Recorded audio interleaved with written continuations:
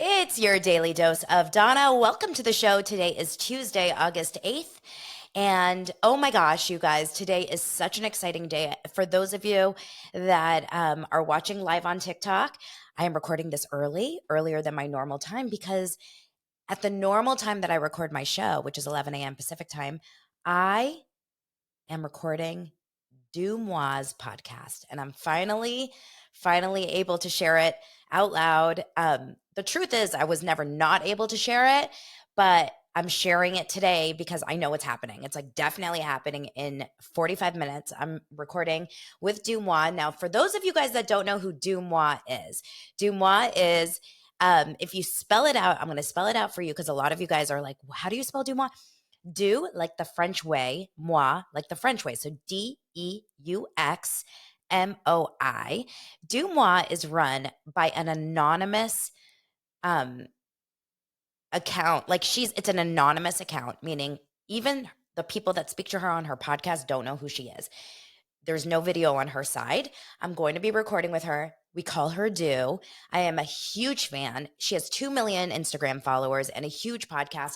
Last week, Stassi was her guest, Stassi from Vanderpump Rules. And she talks about all kinds of celebrity gossip. Now, here's my concern, and I'm just giving you guys the BTS, right? 45 minutes before. I'm 42. So what if she's talking about people that I don't know? Like, there's a whole generation of younger stars that I feel like I'm going to not know. But, I'll represent for you guys. I will do the best I possibly can. The episode will air on Thursday. So I'm so super excited about that. And hopefully I get a lot of new, people that have never heard of me to come on over and join the community. Speaking of, you guys, good morning. Speaking of, we have a Facebook group. And it's funny because I just see a comment right now on TikTok from Jordana, shout out.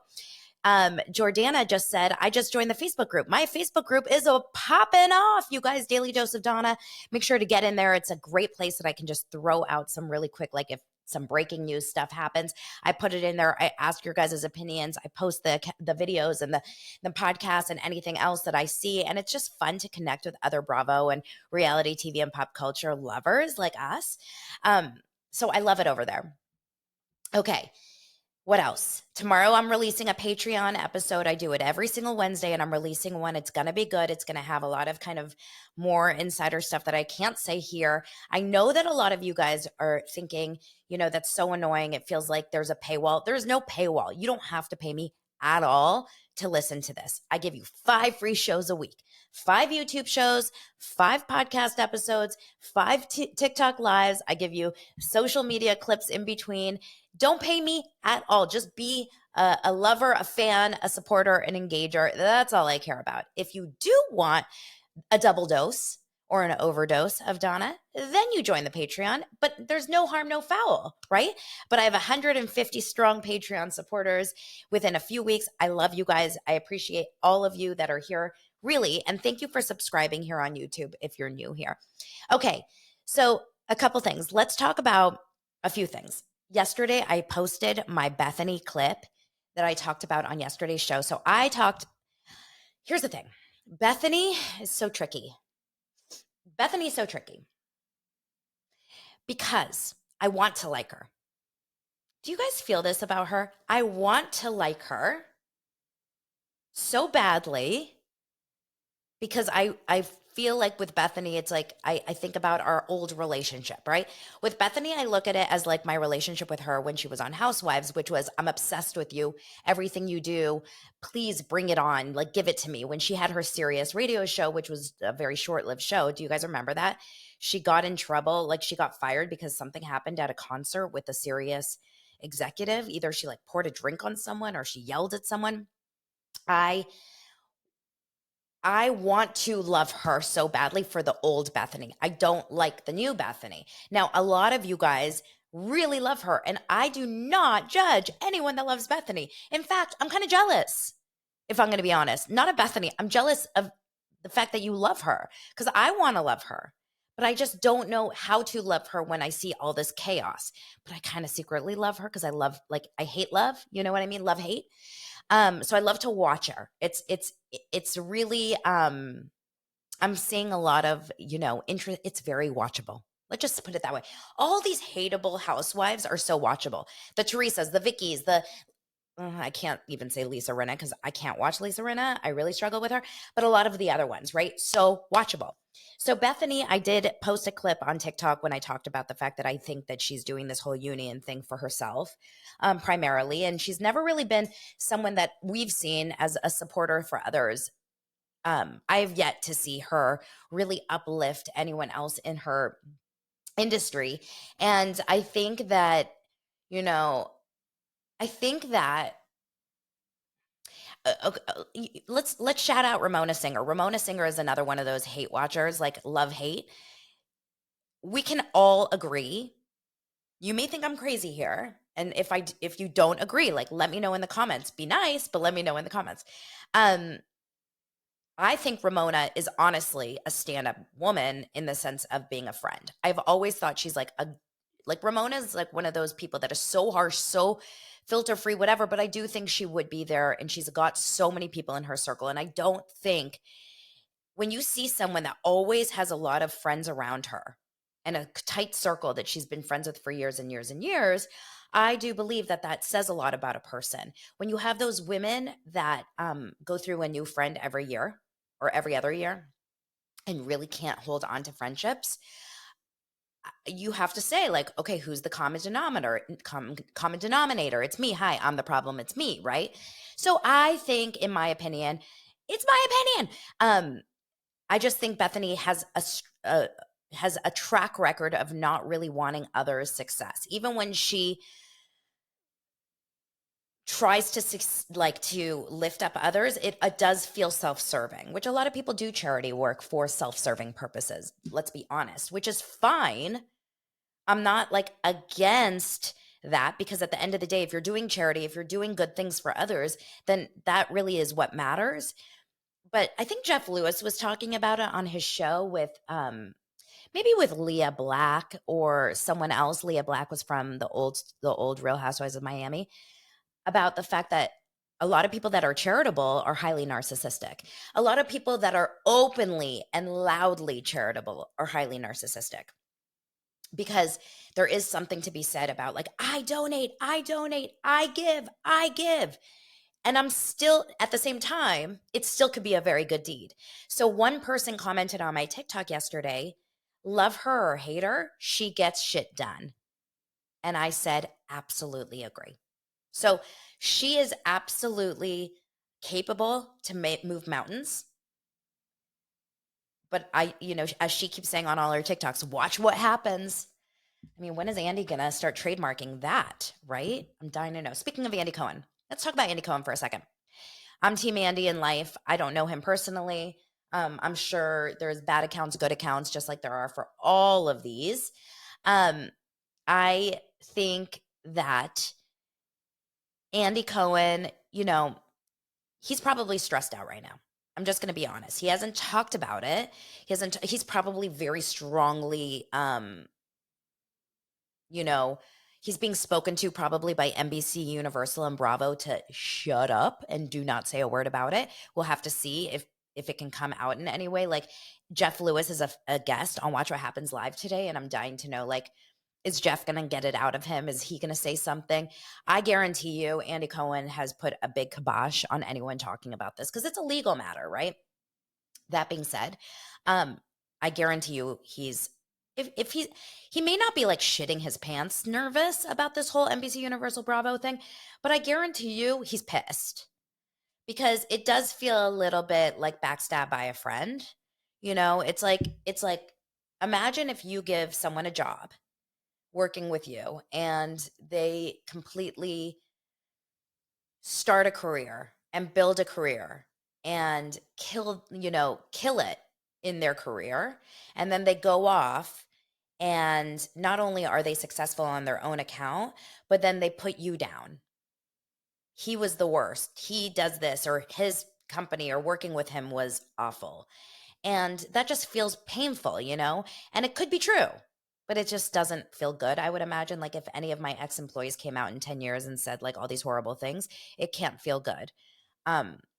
I guess you could say this about so many people. Like, I always think about the Rachel Zoe and the Brad Goreski story. Do you guys remember that when Brad Goreski used to work with Rachel Zoe, and then there was like some big falling out, and Brad Goreski, who biggest fan ever.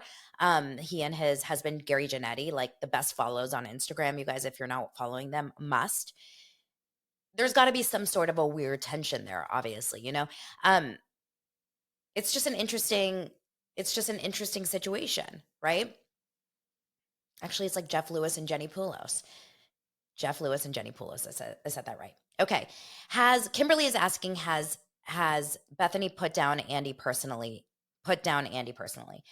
So from what I've seen, and I haven't like gone through everything she's ever said with a fine tooth comb, from what I've seen, she definitely has talked badly about Bravo producers and NBC Universal, the machine, the system. She's talked badly about the fact that she felt ambushed on Andy's show, Watch What Happens Live, when she was there with Jeff Lewis. Go back and watch that episode. I think it's phenomenal. And the reason why, and I think it was not an ambush, but I think it was absolutely warranted. Bethenny had gone on rampages about how much she hates the housewife, empire, and how much she was not into it and done with it and moving on and over it, and turning them down and turning them down and turning them down and talking smack about it. And then she launched RHONY, which is talking about the housewives. And I think Andy Cohen felt a little bit like, oh, thought you hated it. That would be like me saying, I despise all pop culture, all Bravo. Let's start Daily Dose of Donna, where I talk every single day about Bravo and pop culture. So yeah, so Jeff Lewis and Andy had like really, I mean, Bethenny is witty. She's a fast talker. She can handle a lot. But when you also have an Andy Cohen and a Jeff Lewis with Bethenny, I mean, it was genius 30 minutes of TV, you guys. It was real good. And she didn't like it because Bethenny likes to have, I think even if you love her, you should know this about her. Bethenny likes to have the last word. She likes to have the last say. She likes to have the fastest remarks. She likes to be in control, which is why she likes her shows when she's the host. You know, she's a real, she takes over. That's just her personality, right? But it's amazing. It was amazing TV, and I think that really turned her on Andy. As I'm saying this, I'm getting a lot of comments saying like, I love her, I can't stand her. That's the thing about Bethenny. She is the most polarizing, I think, beyond any other housewife out there. People feel so strongly about her. It's like cilantro. Bethenny is cilantro. She's cilantro. Okay. Let's keep talking. JWoww, another J. JWoww from Jersey Shore, Jenny Farley, mentioned yesterday on a podcast. It was actually a Barstool Sports podcast. What was it called? Out and About? Is that what it's called? Out and About podcast. She mentioned to the host, one of the hosts, Pat McAuliffe, who used to work as a production assistant on Watch What Happens Live for a year before being fired, she says to him about Andy Cohen, she said, I was petrified. He scares me. And Pat, the PA, agreed. He is scary. Now, I just want you guys to know, like, the word scary feels big. It feels like, oh my God, he's out there, with a weapon trying to beat someone down. But I don't think that. I think that Andy Cohen probably would be, scary is a big word. I'd probably very intimidating. I talked about this yesterday. Like, I've had a boss like the Jeff Lewis, Andy Cohen, and it's so funny because I love him so much now. He's a doser, and he sent me a message yesterday. He's like, I watched a little bit of your YouTube. Were you talking about me? And I was like, guilty. And it was very intimidating working for him. That being said, I freaking love him and loved him, but I was nervous working for him. I was so nervous about saying the wrong thing. I was nervous about looking the wrong way or doing the wrong thing or like eating a candy loudly, like little things, because you never knew what was going to set them off, right?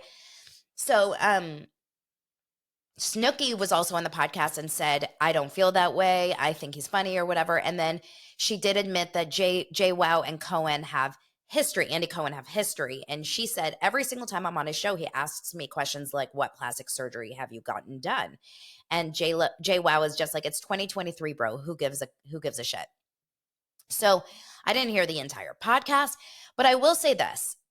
I was listening to Andy Cohen's serious show. You know, he has his Andy Cohen show. I was listening to yesterday's episode and he was talking about the Vicky and Shannon Watch What Happens live episode that happened last week on Wednesday. It was a genius episode, one of the best. And he was saying, he said, if a housewife has blatantly lost weight or looks completely different, I, as the host, will ask without editorializing it, how did you lose so much weight? Or, wow, you lost a lot of weight, or you look different, or whatever. And he was like, I'm not saying you look better, you look worse. I have said that in the past, but I am going to bring attention to it because the audience members are wondering the exact same thing. So I'm curious from you guys, do you think that's appropriate? Do you think that that's a good host question or not? I think you can get in trouble a little bit these days in 2023 talking about women's bodies and women's looks. Not that we don't all think it, because let's be a freaking honest person. We all think it. When we see Emily Simpson from OC out there, there's no way you're like, oh, wow. I'm curious about, her eyeshadow. No, it's like, whoa, her body looks phenomenal. How does she do it? I think it's expected to want to know. At the same time, I think the fact that Andy's a man is where it gets tricky. I hate to say it. Although I do wonder if I was a host and Emily Simpson or Vicky Gunvalson come in and they're like half their body weight. If I asked it, would I get killed online too? I just think Andy, the thing is, things were so different 10 years ago. And I don't know exactly.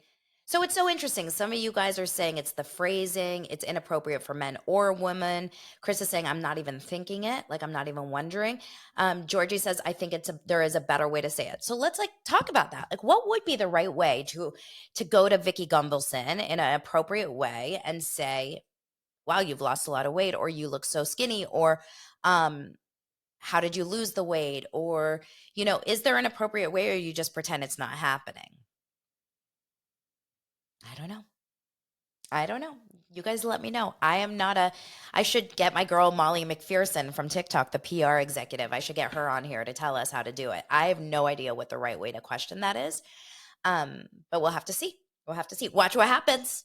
That's just going to be like my new. On to the next one. On to the next conversation. Can we talk for 2 minutes about Tori Spelling? Tori Spelling is still living in an RV. We see her showering every day. She's going and she's taking, her toiletries across the campsite to go shower every day. I am so interested by this. I I'm confused by it. She has way too many wealthy people in her life for this to be something that she's really not able to be anywhere else. It's two things that could be happening. Number one, it could be about the fact that maybe she is struggling with getting help, like in the sense that she doesn't want to ask for help. There's a lot of people out there that are like, I don't want your help. I want to do this on my own. Another thing could be she's trying to do something where she's proving something for possible, like for court, attention, a reality show, something like that. Another thing could be she's on vacation, a lot of you guys think. I don't think so, personally,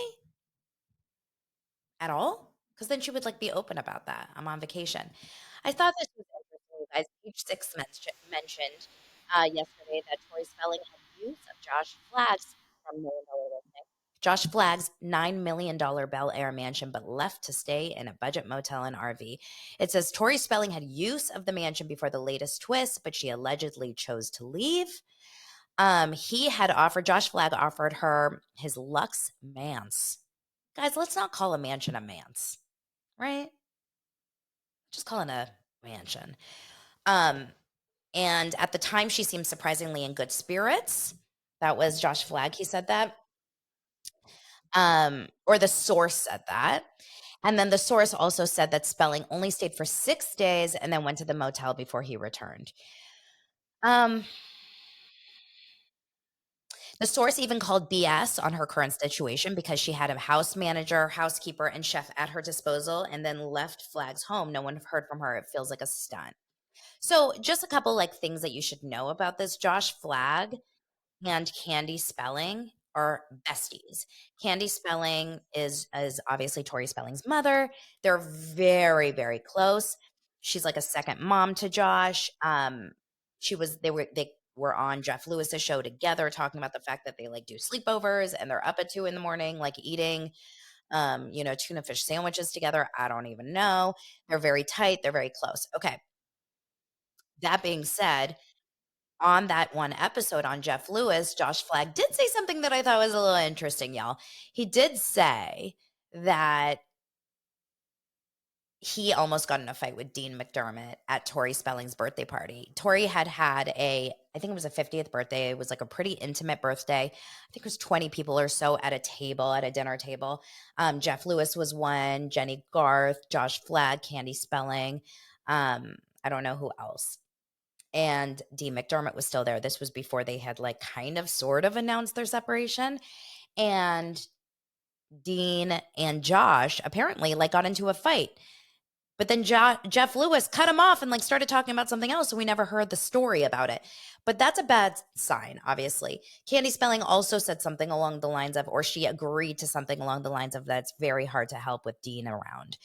Dean McDermott was the source of Tori Spelling's downfall. I'm convinced. I am sure of it. I mean, I don't have any personal opinion or personal thoughts.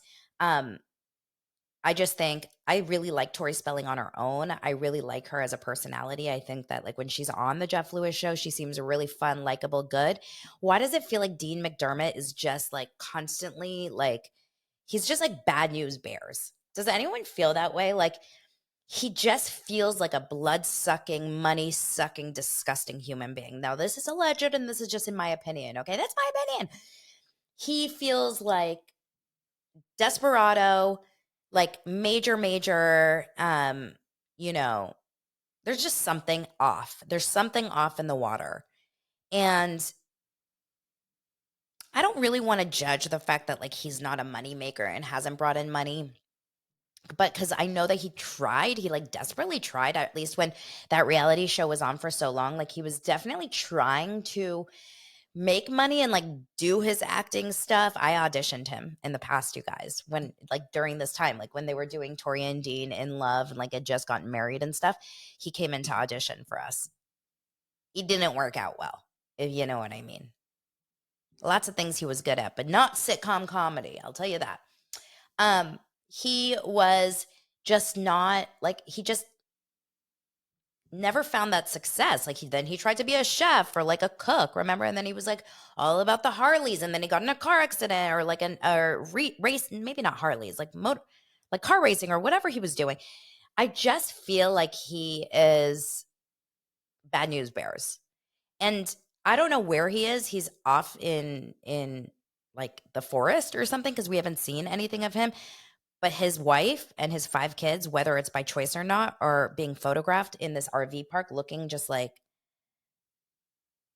honestly, it looks like the next TLC show. Like, if you know what I mean when I say that, I don't mean like horrible by saying that, but it really could be the next TLC show.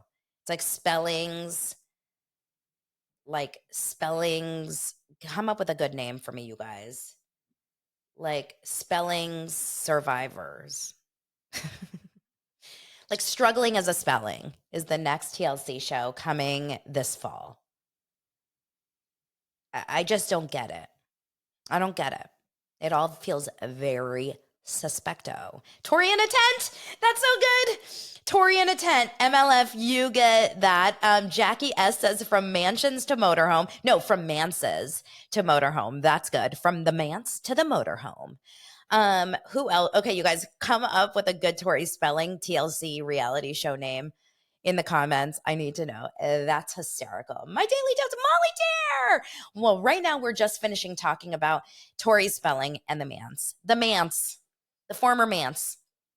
Okay, you guys, Tori in a tent. Jesus. So good. I really hope she does do Dancing with the Stars. It said she was in talks to do Dancing with the Stars because we all know that Ariana's already doing it. Oh my God. Trailer Tori? Molly says Trailer Tori. Ivy Hearted says 90210 to 0. No, it should just be 90210 to 0. Molly says, I'm loving this era for her. She's Trailer Tori. Spelling the future. You guys, this is so good. Okay.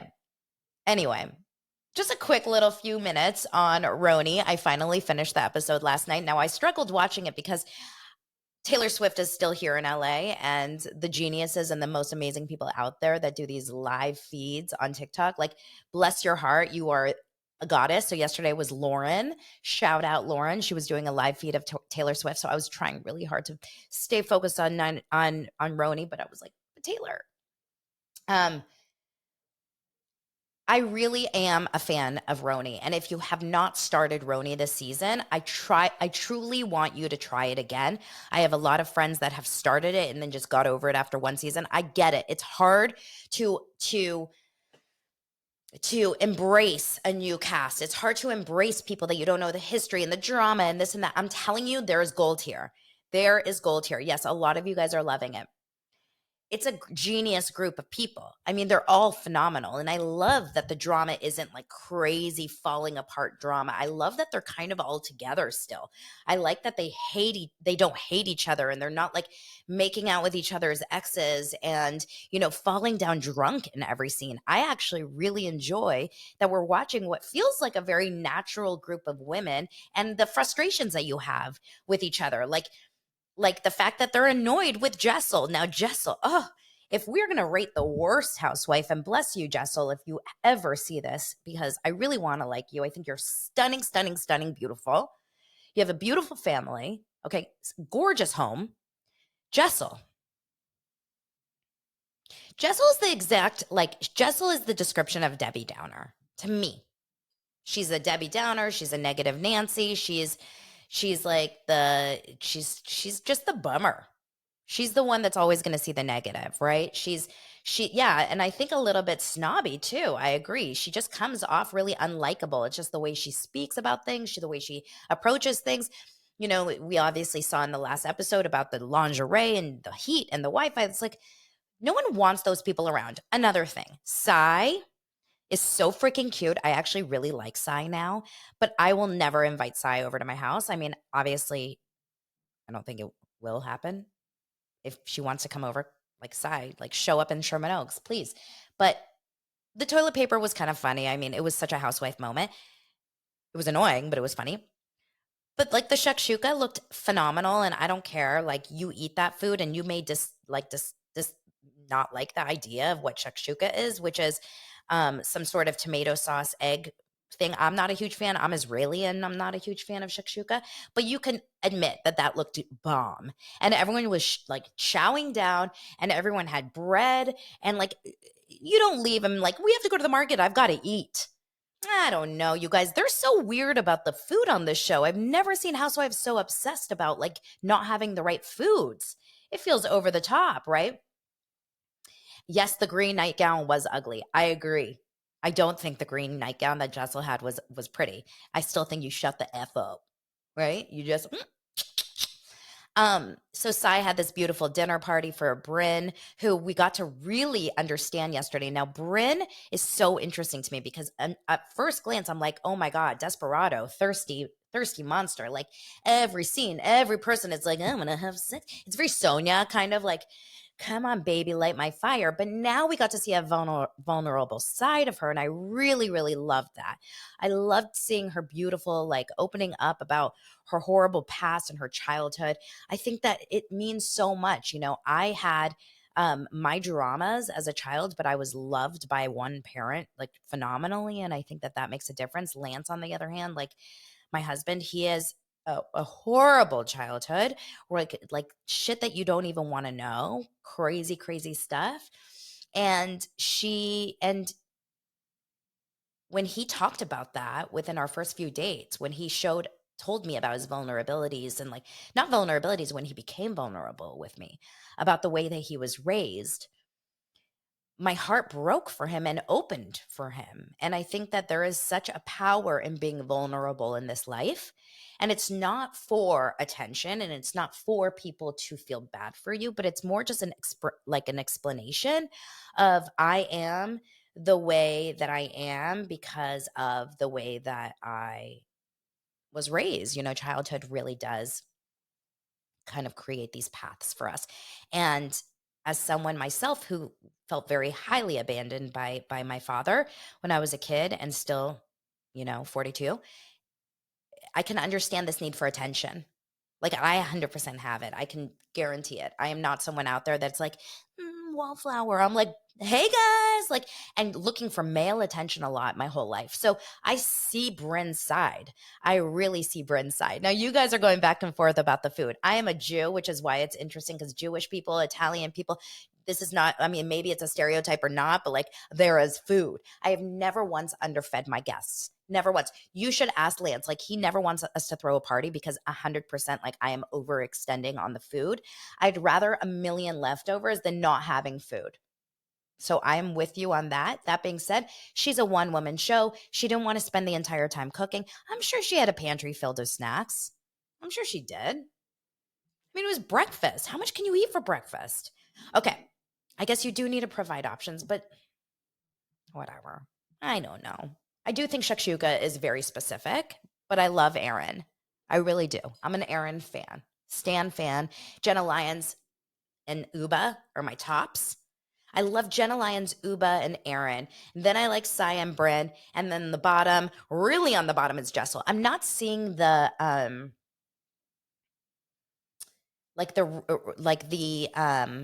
redeeming factor in Jessel yet. I haven't decided, right? I haven't decided what I see in Jessel that like I'm going to be, like fawning over. Okay, you guys, I'm going to wrap the episode because I'm going to prep my voice. La, la, la, la, la, because I'm recording Deuxmoi in 15 minutes. Wish me luck. Super excited about that. And then I am working all day, doing a ton of stuff. So hopefully this episode gets up before tonight. That's what she said. And we'll talk tomorrow. I'll tell you guys all about it mañana. Thank you so much for being here, subscribing, liking, commenting. And if you're listening to the podcast on audio, on Spotify, and on Apple Podcasts, as always, please leave a 5-star rating and a review when possible. It means the world. Share this in your stories. Tell your friends about Daily Dose of Donna. A lot of people really are looking for that daily hit of pop culture. This is a 30-minute approximate episode every single day. I appreciate the follows over on Instagram and TikTok at This Is Donna Bowling, and I will see you guys tomorrow.